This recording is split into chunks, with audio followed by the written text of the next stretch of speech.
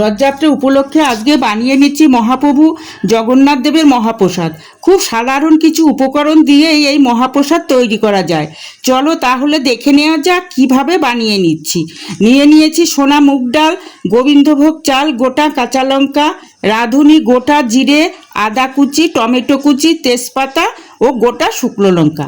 অন্যদিকে 5 রকম ভাজার জন্যে সবজি কেটে নুন হলুদ মাখিয়ে রেখে দিয়েছি। একটা পাত্রে গরম জলে হলুদ গুঁড়ো দিয়ে দিলাম। তারপর ভেজে রাখা ডালটা আগে থেকে সেদ্ধ করতে দিয়ে দিলাম। তারপর লঙ্কা, রাঁধুনি, জিরে এবং আদার একটা পেস্ট বানিয়ে নিলাম। সঙ্গে টমেটো পিউরিও বানিয়ে নিলাম। কড়াইতে সর্ষের তেল দিয়ে একে একে 5 রকম ভাজা ভেজে নিলাম। ডালটা কিছুটা সেদ্ধ হয়ে গেলে ধুয়ে রাখা গোবিন্দভোগ চালটা দিয়ে দিলাম। এরপর একটা কড়াইতে সর্ষের তেল গরম হয়ে গেলে তেজপাতা ও শুকনো লঙ্কা পেস্ট করা গোটা মশলা ও টমেটো পিউরি ভেজে নিলাম। ভালোভাবে ভাজা হয়ে গেলে সিদ্ধ হয়ে থাকা চাল ও ডালের মধ্যে দিয়ে দিলাম।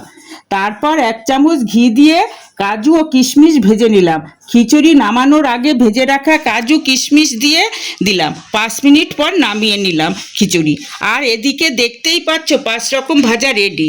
এরপর খিচুড়ি ভোগের থালায় সাজিয়ে দিলাম।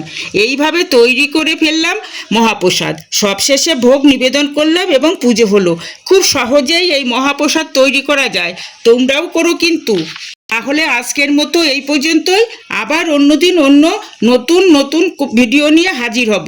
ভিডিওটা ভালো লাগলে অবশ্যই লাইক করো এবং চ্যানেলটিকে সাবস্ক্রাইব করতে ভুলো না কিন্তু। টাটা, ভালো থেকো।